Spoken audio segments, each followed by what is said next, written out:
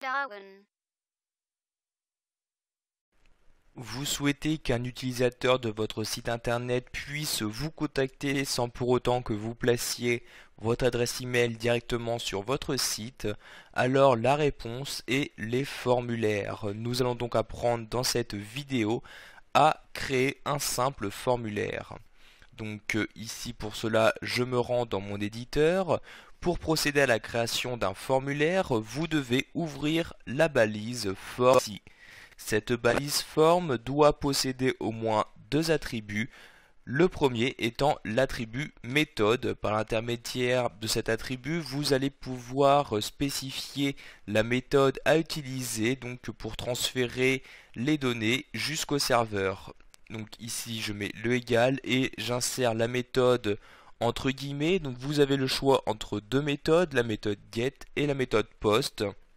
Il faut tout de même savoir que la méthode get est une méthode plus limitée donc dans l'envoi de données, mais également les données insérées dans le formulaire seront directement visibles dans l'URL du site.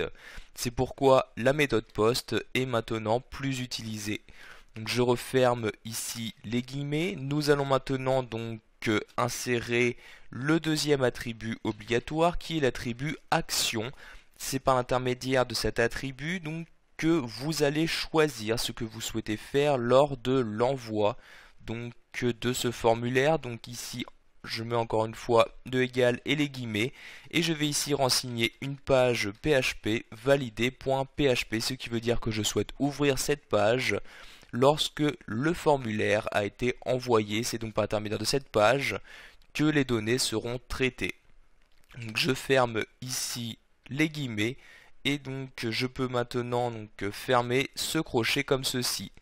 Nous allons maintenant insérer la première information de notre formulaire. Pour cela, je fais un retour à la ligne.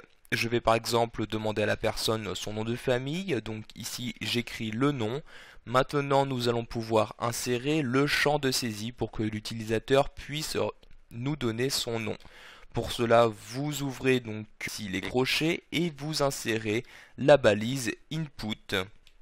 Vous allez ici choisir donc comme attribut le type et vous allez préciser donc qu'il s'agit donc d'une balise input pour du texte, c'est-à-dire que l'utilisateur va insérer du texte.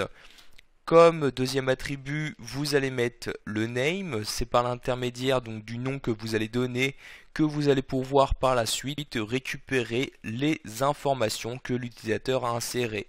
Donc par exemple ici comme name, je vais mettre nom comme ceci. Enfin, sachez que vous pouvez choisir d'afficher directement dans ce champ de saisie une valeur. Pour cela, vous devez utiliser l'attribut value comme ceci, donc encore une fois avec un égal et les guillemets.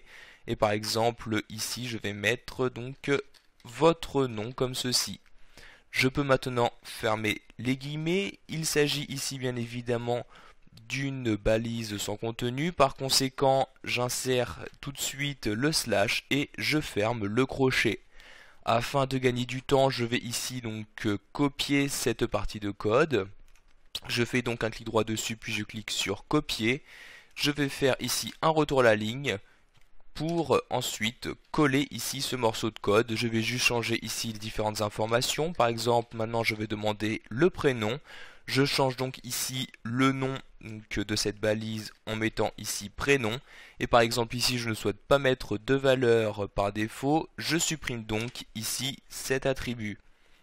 Je vais maintenant donc fermer le formulaire. Donc je me rends ici en dessous et j'insère la balise fermante forme de cette manière. Je peux maintenant enregistrer mon projet. Je me rends ici sur mon site, je le rafraîchis. Comme vous pouvez le voir, donc il y a bien ici donc les deux informations que nous avons insérées avec le nom, le prénom et les deux champs de saisie correspondants. Vous pouvez également voir que dans celui-ci, il y a bien le texte inséré à l'aide de l'attribut value qui apparaît.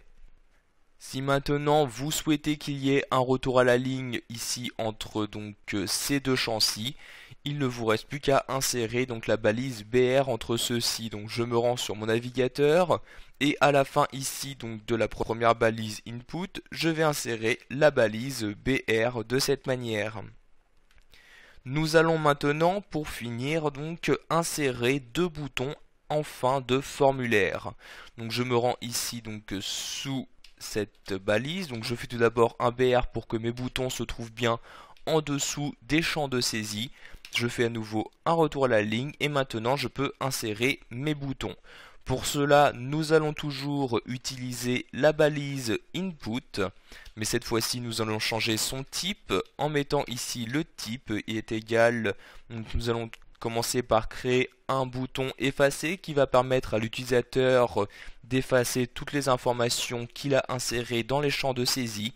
Pour cela, vous utilisez le type reset de cette manière. Vous allez maintenant donc insérer l'attribut value pour choisir donc quel nom vous souhaitez donner donc à votre bouton, c'est-à-dire quel nom apparaîtra sur le bouton présent sur votre page internet. Donc ici je vais choisir d'écrire effacer sur. Je peux maintenant fermer cette balise comme ceci. Je vais ici également donc copier-coller ce code de cette manière. Donc pour créer maintenant le bouton envoyer qui va permettre à l'utilisateur de vous envoyer le formulaire, vous n'avez qu'à changer ici le type. À la place de reset, vous mettez submit de cette manière. Et je vais bien évidemment ici changer le nom à afficher sur le bouton. Je vais écrire envoyer comme ceci.